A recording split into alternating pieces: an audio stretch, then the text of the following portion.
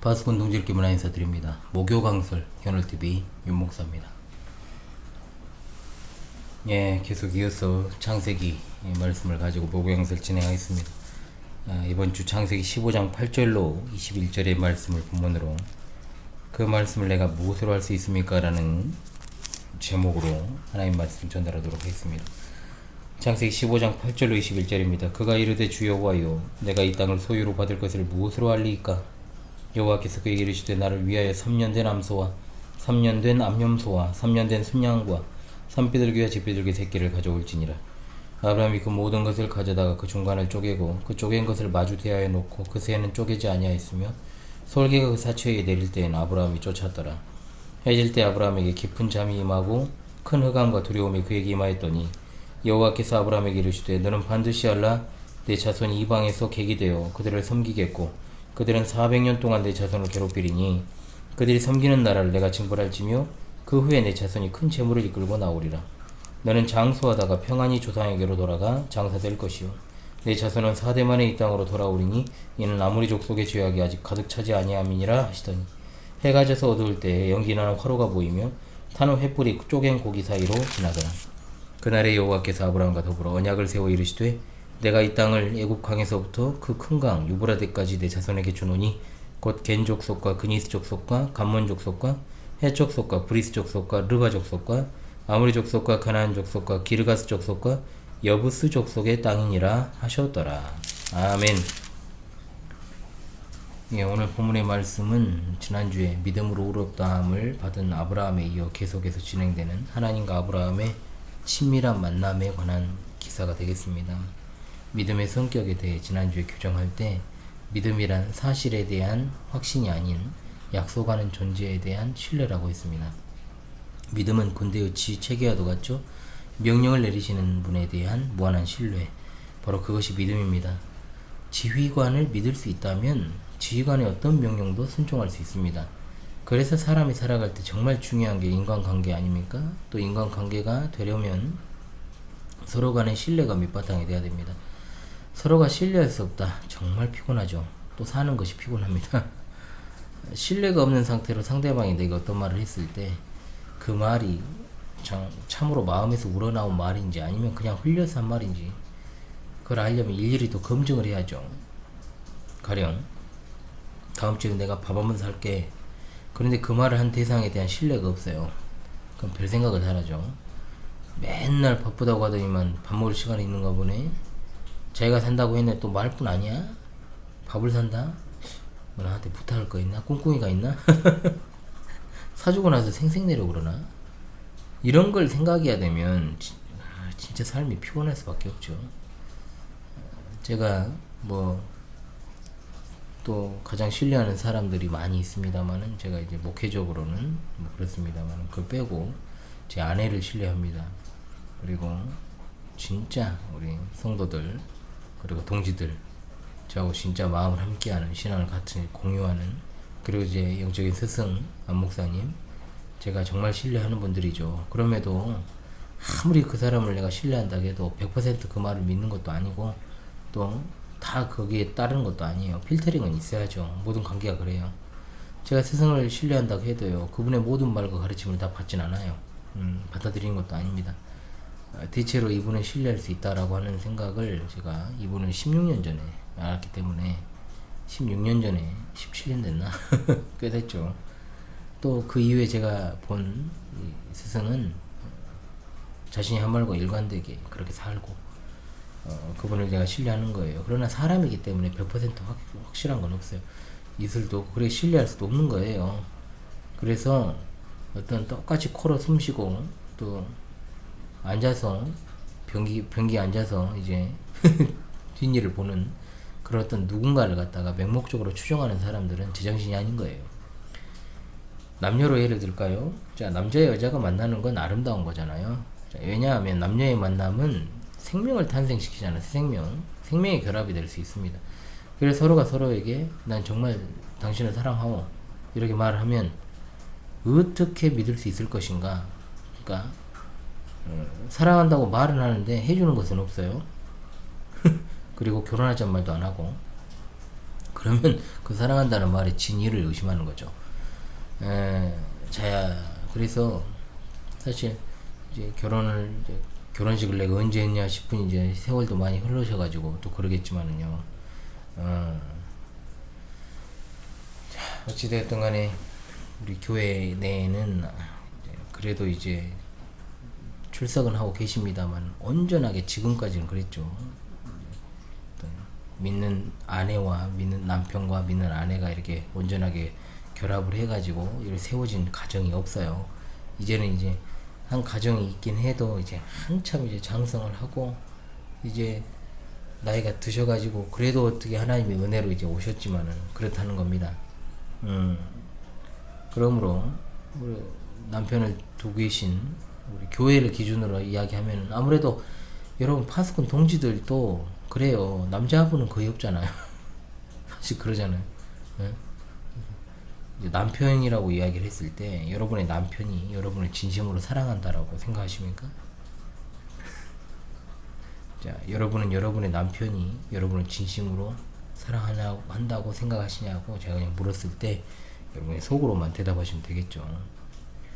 자, 전제가 있어요. 진짜로 그잖아요. 제가 항상 생각하는 것, 교회 안에서도 그렇고, 진짜 우리 성도들을 생각한다면은 여러분이 여러분의 남편을 정말 소중히 여기고 사랑한다면, 그리고 남편의 구원을 위해서 기도를 하겠죠. 날마다 진심과 사랑을 담아서 우리 교회 기준으로 이야기하는 겁니다.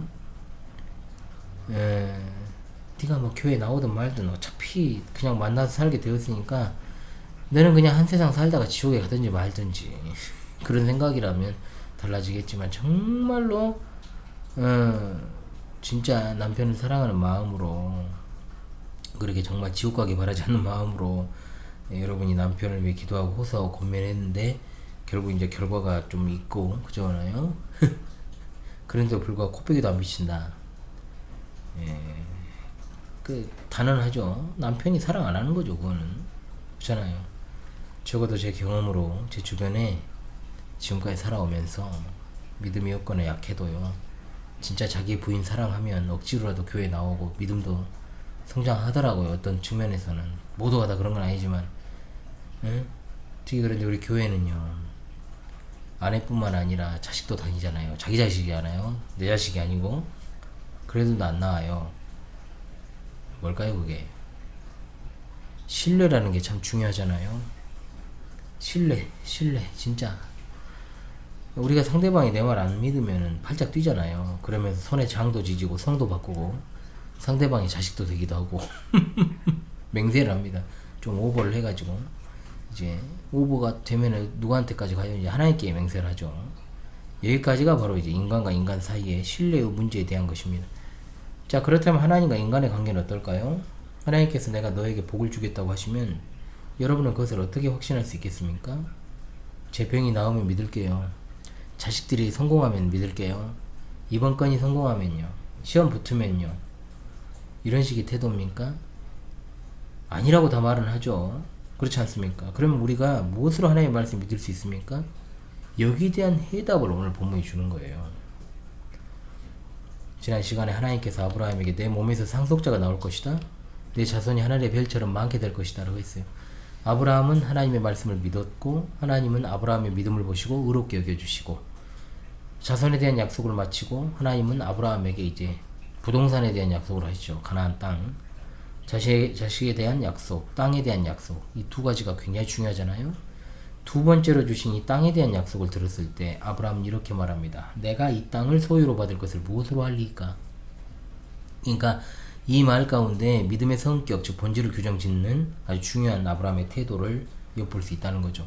방금 전에 자손을 주시겠다는 약속을 받고 그는 믿었고, 또한 이로 인해 의롭다 여김을 받았습니다. 그러면 이제 땅을 주시겠다고 하면 바로 아멘 할렐루야로 화답하며 자손 받고 땅 더블로 가. 오케이 주님 땡큐 이렇게 하면 끝나는 건가요? 그것이 이제 인지상정일 것이지만, 열이면 열 다 이렇게 말할 것입니다만, 여러분 생각해 보십시오. 하나님께서 여러분에게 오늘 갑자기 나타나셔서 환상으로 어떤 땅을 가리키며, 가령 넓지 않아도 상관없어요. 공짜면 다 좋아하잖아요. 공짜면 양잿물도 마신다는 속담이 있는데, 내가 이 땅을 너에게 주노라, 하면 뭐 묻고 따질 것도 없이 오케이 땡큐 뭐 할 거 아니에요. 그러나 우리는 참된 믿음의 본질을 반드시 알아야 됩니다. 자, 자주 말씀을 드립니다만 무지로 포장된 경건은 죄악이다. 자, 무식은 경건이 아닙니다. 뭐냐? 참된 믿음이란 절대로 맹목적인 믿음, 맹신이 될 수 없다는 거예요. 맹신은 생각 없는 믿음입니다, 여러분. 다른 말로 무식한 믿음이죠. 참된 믿음은 이것이 과연 그러한가를 항상 물어요. 예를 들어 환상을 봤다고 칩시다. 그럼 내가 환상을 봤으면 내가 놀라운 간증거리가 생겼다라고 떠벌리고 다니는 게 아니라 성경에 입각하여 과연 그것이 하나님이 주신 것인가를 분별해야 되죠. 응? 그래서 진짜 그래요. 제가 정말 같은 선생한테 여러분 거의 15년 정도를 배우면 어때요, 여러분? 이제 그 사람을 사실 닮아가야 되잖아요. 그 사람이 말하는 것도 좀 닮아가야 되고 성향도 닮아가야 되고, 응? 그리고 언어도 닮아가야 되고. 교회적으로 이야기를 했을 때 제가 제네바 학당부터 시작하고 2011년도부터 지금 기준이 아내하고는 2008년부터 그렇게 했지만 그래도 2011년도부터 09년도에 이제 제네바 학당을 시작을 했고 2011년도에 이제 아내 외에 세 분을 더 이제 함께 이렇게 하면서 지금 그분들이 다 주축이거든요, 교회에서도. 그런데 가끔씩 여전히 막 느닷없는 소리 할 때도 있고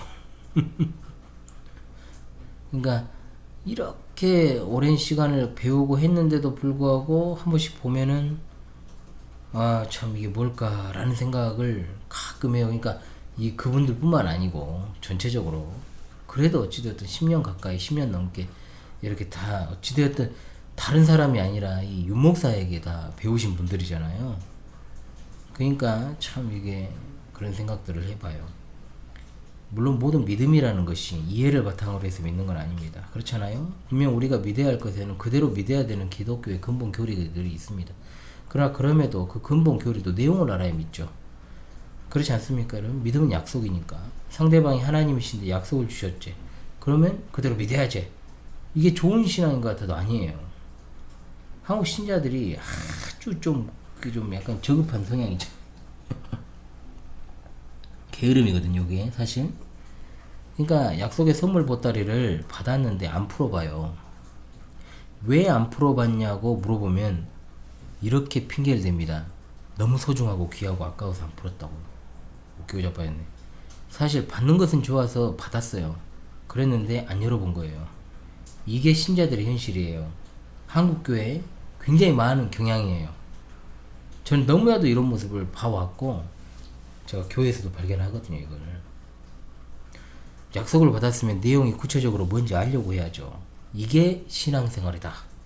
하나님께서 아브라함에게 가나안 땅을 주시겠다고 약속을 하셨어요. 그 하나님을 아브라함은 이미 믿고 또 하나님과 바르고 친밀한 관계를 맺게 되었습니다. 하나님의 은혜 안에서 그 하나님은 친히 자신을 소개하십니다. 나는 너를 갈대아인의 우르에서 이끌어낸 여호와라. 너를 갈대아 우르에서 이끌어낸 목적이 뭔지를 분명하게 하십니다. 그것은 가나안 땅을 아브라함에게 주셔서 그의 소유로 만드시겠다는 것. 그런데 현실적인 문제가 있어요. 가나안 땅엔 이미 여러 족속이 터를 잡고 거주하고 있다. 또 나약한 족속들이 아니고 강성한 족속이에요. 그들이 가만히 앉아있다가 아브라함이 오면 그냥 백기투항하고 땅을 바칠 일도 없어요. 그러면 아브라함이 다시금 군사를 일으켜가지고 그들을 쳐서 파하고 그들의 땅을 차지한다면 그냥 다른 것들하고 똑같잖아요. 일단 그 땅을 하나님이 주시겠다고 했는데 언제 주실지는 말이 없으시잖아요. 한마디로 내가 밥 살 테니까 밥 한 번 먹자. 제가 제일 싫어하는 멘트거든요. 약속 멘트. 밥을 먹자고 했으면 자 밥이라고 하는 것은 교제잖아요. 그 안에 많은 것이 담겨 있잖아요. 사실은 밥은 먹자. 같이 만나서 친교하자라는 거잖아요. 그럼 연월 일시를 분명하게 해야죠. 기한을 말하지 않는다? 만날 의지가 없다고 저는 보고 그냥 그런 말 하지 말라고 합니다. 그냥. 그리고 저는 진짜 제가 만날 의지가 있다면은 반드시 달력을 꺼내라고 해서 바로 체크를 해버리죠. 그러면 딱 꼬리 빼버려요. 제가 알죠. 그게 좀 당장은 뭐 이러면서 이렇게 막 빼는 사람 말고 그런 사람 안 만나죠. 그런 사람들은. 그러니까 아브라함이 이상한 게 아니에요. 당연히 하나님의 약속에 대해서 어떻게 그것을 무엇으로 믿을 수 있냐고 한 건 믿음의 본질이 무엇인지를 단적으로 드러내는 겁니다. 아브라함이 이런 질문에 하나님께서 어떻게 응답하셨는가? 이게 중요하죠. 물론 인간적으로 봤을 때 만약 여러분이 하나님의 입장이라면 아브라함을 보면서 어떤 반응을 보일까? 이런 것도 한번 생각해 볼 필요도 있죠. 일반적으로 내가 지금까지 너를 어떻게 돌봐줬는데, 내가 인간적으로 생각했을 때요, 내가 말하면 믿어야지. 뭘로 보고 그런 말 하냐? 응? 자손까지 준다고 약속하니까 알았다고 하길래 예쁘게 생각했더만 여러 싸가지 없는 새끼 보소잉. 이런 식의 어떤 인간적인 반응이 나오지 않겠습니까? 아브라함이 처음에 갈대아 우르 지역에서 나올 때 그 신앙은요, 그냥 걸음마 때는 떼려고 하는 아이와 같은 거예요. 어린 아이들의 특징, 일단 말하면 들어요. 가라면 갑니다. 하지 말라면 또 안 해요. 멈추라면 멈추죠. 그냥 말 안 듣는 애들 빼고요. 지극히 정상적인 아이들 떠올려. 물론 이제 그것이 오래 안 가더라도요. 소위 까라면 까는 신앙이 바로 아브라함이 처음에 갈대아 우르 지역에서 나올 때의 신앙이었다. 본다면 시간이 흐르고 큰일도 겪고 그렇잖아요. 아브라함의 신앙은 정말 성숙해졌어요. 교회 다니는 횟수가 늘어나도 신앙이 그 자리인 사람 아주 부지기수잖아요. 신앙의 성숙은 뭔가 거창한 게 아니잖아요. 한마디로 무조건 알았다고 하는 것에서 탈피하는 게 성숙입니다. 아이들이 어릴수록 어떤 일에 대해서 의문을 품지 않고요. 엄마 아빠 또는 어른이 무슨 말을 하면 알겠다라고 이야기를 해요. 그런데 어릴 때부터 왜 그래야만 하는가 하는 아이들은 이제 범상치 않은 놈들이 가끔 있어요. 잘 대답해줘야지 이걸 갖다가 내리 누르면 망합니다. 우리 교회도 그런 케이스 하나 있거든요, 얘가. 그러다가 인격적으로 좀 성숙해지고 지식과 경험도 좀 쌓이면 이제 어떤 지시에 대해서 좀 의문이 들고 아닌 것 같다 싶으면 질문을 좀 하고, 그죠? 왜 그렇게 되는 거냐? 즉 과정에 대해서 의문을 품는다는 거죠. 근데 중학교를 가고 고등학교를 가고 대학생이 됐는데도 뭔 말을 하면 그냥 거리기만 하는 건요, 그냥 뇌가 발달하지 않고 정지된 거예요, 그거. 신앙도 마찬가지입니다. 뭔 말만 하면 아무 고찰 없이 그냥 아멘 하는 거, 이 신앙 성수가 아니잖아요. 하나님 누구보다 그 상황을 잘 아십니다. 아브라함의 질문은 하나님께 반항하는 게 아니잖아요. 내가 하나님의 말을 못 믿겠다는 게 아니고 하나님의 약속이 확실하다는 증거를 제게 보여주십시오. 나는 연약한 인간입니다. 하나님이 하신 약속에 대해서 내가 정말로 제대로 신뢰할 수 있도록 도와주옵소서. 믿음은 분명 하나의 동일한 믿음이 있지만 믿음의 깊이는 다 달라요. 굳건한 확신을 가지고 신앙생활 하는 사람이 있는가 하면 어떤 사람은 대충 술에 술 탄 듯 물에 불 탄 듯 고렁이 담 넘어가듯 그렇게 신앙생활 하는 사람이 있어요. 세월이 흐르고 또 흘렀는데도 진짜 그대로인 사람이 있어요. 진짜 진짜 판에 박아놓은 것처럼.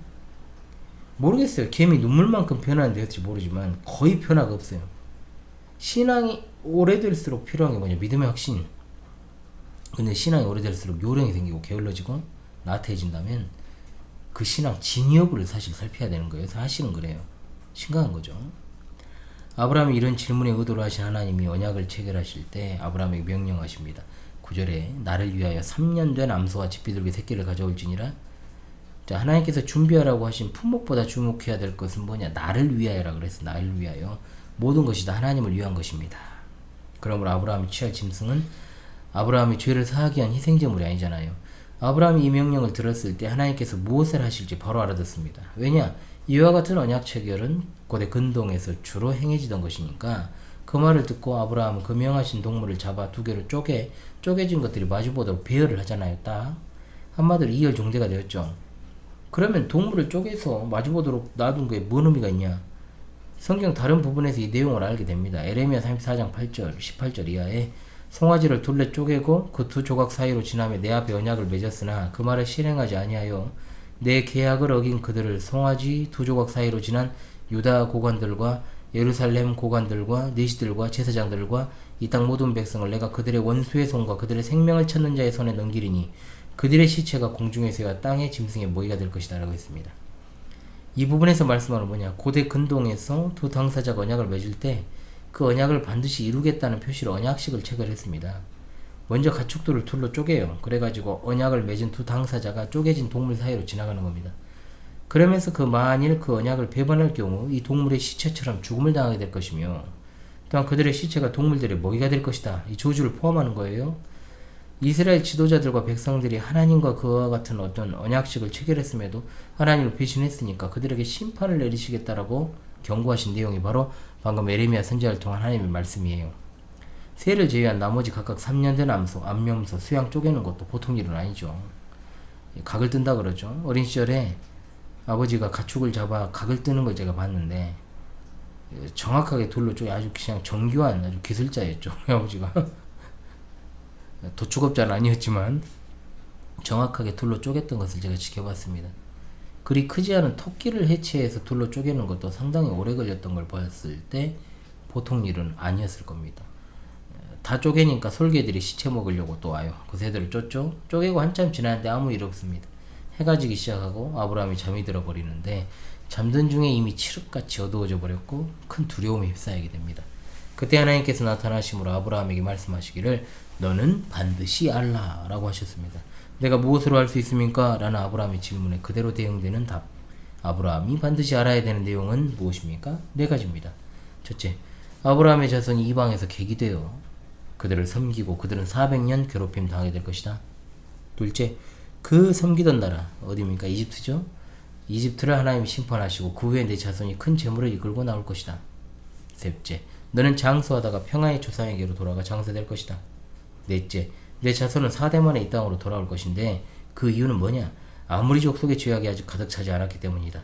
하나님께서 아브라함에게 주신 씨 그리고 그로 인한 자손들이 하늘의 별과 같이 바다의 모래와 같이 많게 될 것이라는 약속과 아울러 그 자손에게 가나안 땅을 주시겠다고 하신 약속을 구체적으로 설명하시면서 어떤 과정을 거쳐 그들이 가나안 땅을 소유하게 될 것인가 상세한 계획을 알려주십니다.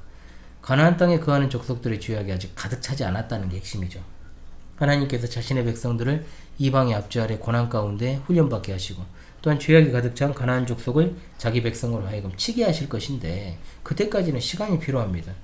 고난의 세월을 다 보내고 또 가나안 족속들의 죄악이 가득 차면 하나님은 그들의 고난에 대해서 보상을 받게 하시고 또 그들을 괴롭힌 자들에 대해서도 징벌하실 것을 약속하십니다.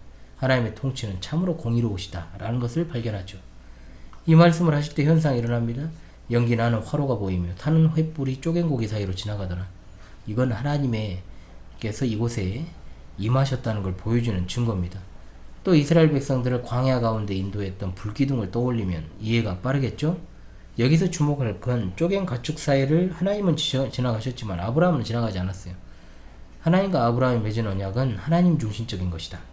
그날에 하나님께서 아브라함과 언약을 맺으시고 아브라함에게 애굽 광에서부터 그 큰 강 유브라데까지 내 자손에게 줄 것이라고 스스로 맹세하셨습니다. 하나님께서 자기를 들어 맹세하는 것보다 더 큰 게 없잖아요. 하나님보다 높은 존재는 없으니까. 언약 체결식이 이렇게 마무리되었습니다. 아브라함은 한편으로는 두려운 마음 또 한편으로는 큰 확신을 가지고 된 것에 대해서 얼마나 기뻐했겠어요? 비록 자신의 시대에 이루어지지 않지만 자신의 씨가 이 땅을 차지할 것이라는 확실한 보장을 하나님께서 저주의 죽음으로 맹세를 하셨으니까요. 우리는 그 이후 역사를 알고 있습니다. 아브라함이 약속을 받은 이후 야곱이 그의 자녀들과 함께 애굽에 들어갈 때까지 210년, 야곱이 들어간 후 출애굽할 때까지 또한 200년, 그리고 광야 생활 40년, 여호수아가 가나안 땅을 정복하고 분배하는 것, 그 시간 몇십 년이 지나고 거의 수백 년이 지나서 성취가 되었죠. 시간상으로는 많이 걸릴 것 같고 이루어지지 않을 것 같았지만 하나님은 그 언약을 성취시키셨습니다. 이스라엘의 역사는 하나님이 그야말로 그 언약에 있어 신실하신 하나님이심을 그대로 보여줍니다. 아브라함과 맺으신 하나님의 언약이 우리와 직접적으로 관련이 없어 보입니까? 그러나 우리는 분명 아브라함이 가지고 있는 믿음의 성격이 우리와 동일하다는 것을 알고 있고 그 신앙의 패턴도 우리가 같다는 걸 압니다. 마찬가지로 하나님께서는 우리에게 현실에 있는 가나안 땅이 아니라 하늘에 속한 영적인 복을 우리에게 약속하셨습니다. 그렇다면 우리는 그것을 어떻게 믿을 수 있습니까? 바로 우리도 아브라함과 동일한 언약이 필요합니다. 하나님께서 죄인된 우리에게 죄사함과 영생의 축복을 확실하게 주실 것을 우리는 예수 그리스도께서 십자가에서 이루신 은혜 언약을 통해서 확신할 수 있습니다. 이 언약이야말로 확실한 보증으로서의 은혜요 하나님의 사랑입니다. 자, 우리는 매 주일을 통해서 이것을 갖다가 또한 전파받고 또한 우리는 전파하고 들으며 또한 이것을 다시금 확인하는 과정을 거치고 있죠. 우리 믿음은 시시때때로 흔들려요. 약해져요. 의심도 들고. 그러므로 우리가 살아가면서 확신을 갖는 게 얼마나 중요한가. 이 확신이 우리에게서 나오지 않고 성령님께서 우리 마음 가운데 이 언약을 믿게 하시고 이 복음을 믿게 하시고 또 굳건하게 하실 때 우리가 확신을 갖게 되는 겁니다. 그러므로 이러한 확신의 수단으로 은혜의 방패는 하나님의 말씀 그리고 성례전과 기도를 통해 우리가 하나님의 언약의 말씀에 대한 확신을 가지고 하나님이 우리에게 베풀어 주시는 사랑과 복에 대해 늘 감사하며 살아가야 될 줄로 믿습니다. 우리가 신실한 것이 아니고요. 하나님께서 그 언약에 있어 신실하심으로 우리가 하나님께 대하여 신실할 수 있고 또 확신을 가지고 은혜 언약 안에서 늘 살아갈 수 있게 되는 것입니다. 날마다 언약의 말씀이 여러분의 삶의 근원이요 원동력이 될 수 있기를 주님의 이름으로 간절히 소망합니다. 우리 주님 곧 오십니다. 할렐루야. 아멘. 430장 찬송하고 목요강설 마무리할게요. 430장 찬송 부르겠습니다. 주와 같이 길 가는 것, 주와 같이 길 가는 것 즐거운 일 아닌가. 우리 주님 걸어가신 발자취를 밟겠네. 한 걸음 한 걸음 주 예수와 함께 날마다 날마다 우리 걸어가리. 어린아이 같은 우리 미련하고 약하나 주의 손에 이끌리어 생명길로 가겠네. 한 걸음 한 걸음 주 예수와 함께 날마다 날마다 우리 걸어가리. 꽃이 피는 들판이나 험한 골짜기라도 주가 인도하는 대로 주와 같이 가겠네. 한 걸음 한 걸음 주 예수와 함께 날마다 날마다 우리 걸어가리. 옛 선지자 에녹같이 우리들도 천국에 들려 올라갈 때까지 주와 같이 걷겠네. 한 걸음 한 걸음 주 예수와 함께 날마다 날마다 우리 걸어가